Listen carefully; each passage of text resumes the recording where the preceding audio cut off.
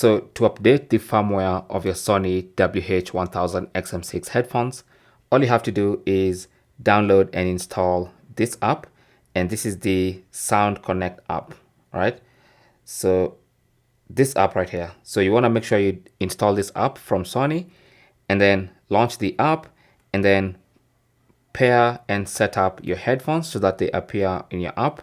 And once you do that, if there's an available firmware update for you, it's going to automatically pop up on the screen and then start downloading, and then it will guide you on screen on how to update the firmware. Now, if you've set up the app next to your headphones and nothing is popping up, it means your headphones are running the latest firmware update. Okay, so it's literally that simple. It's just as good as installing the app, and that's going to update any available firmware updates. Thanks for watching. Don't forget to like and subscribe. And if you have any comments or questions, talk to us in the comment section. Good luck.